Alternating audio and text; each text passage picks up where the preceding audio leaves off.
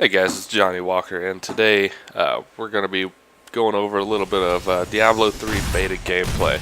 This is the final dungeons where we're in the cathedral. We're about to go down and kick the shit out of the king. The Barbarian is always been one of my favorite classes, spanning from Diablo 1 to Diablo 2. Always liked being the big ass motherfucker who just goes around and just slaps the shit out of everything. So, I've definitely liked some of the changes they've done with the abilities.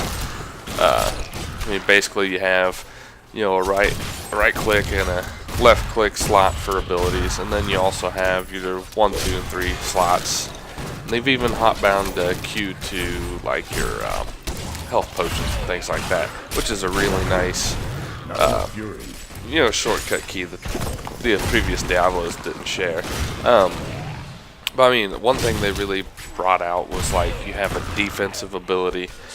So like for the Barbarian, in the beta you can only get one of these abilities so far. And basically it's like a massive ground stomp, and as you see I just did it there. It stuns everything around you, and that's really, really awesome. And the Barbarian is just really good about AoE and a lot of stuff. He's really good in close quarter combat and really good about taking out a bunch of people at once. And he's pretty stout as far as vitality, everything goes. Like he's hard to take down. But I definitely love the Barbarian. As you can see, maybe here in a little bit I'll pull up my my menu here for my abilities, and I can show you a little bit more about what we're talking about. But as far as the game goes, it's been a lot of fun so far. I've really enjoyed the beta, and I'm going to do a class playthrough basically of every class there is. At this point, with the amount of time that it takes to actually do the whole Act 1 playthrough, I'm probably just going to do the commentaries for the end dungeon for the other classes. Because pretty much the map layout doesn't change, or your quests don't really change all that much between the characters at this low level. So for the future characters, I'm just going to do the commentary just on the final dungeon, and that will save me a lot of time and save you a lot of monotonous gameplay. Because it really doesn't change much. Because at these lower levels, you're really not gaining a whole lot of abilities. I think you get 2 abilities for each different click ability. Like the Barbarian, he has this one ability I'm using now for my left click. I forget the name of it, but it basically is a power attack that basically knocks back your enemies or has a chance to stun them. So that's pretty handy on boss fights or fighting like bigger mobs. You can go up there and pretty much chain stun them to death.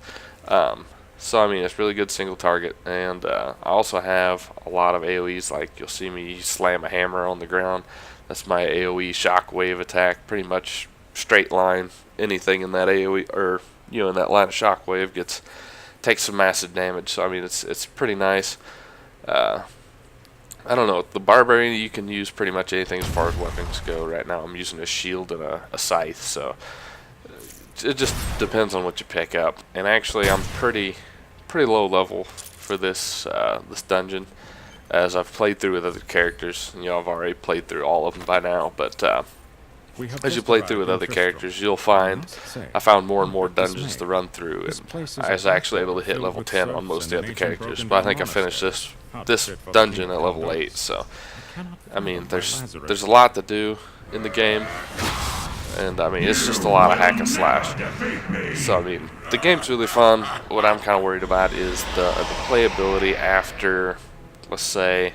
Yeah, I think it's going to get boring over time. There's going to be so much hack and slash that you can do.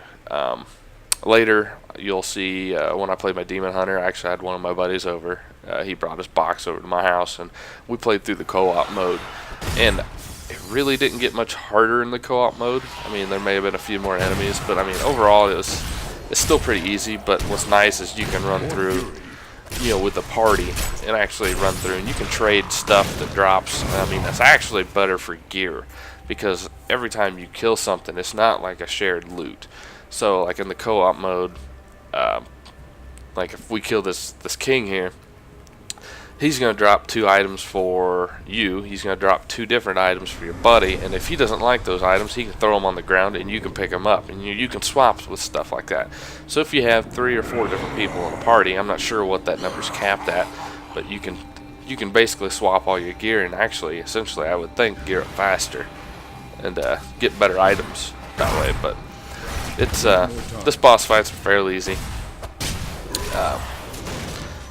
But the co-op mode is pretty fun, and you know, you can play. I mean, what's nice about it is you can play through single player, not affect anything whatsoever. I mean, it's not gonna affect your gameplay whatsoever. But if you like to play with people, I mean, this game offers that ability. So, I mean, I'm excited to get in and do co-op mode. And as far as I know, you could jump in with someone at any level. You know, I don't think it matters. You could jump in on them and help them through whatever. But I mean, so far it's been a pretty fun game. So I don't know. You all have to give it a try. I think it comes out in exactly 30 days.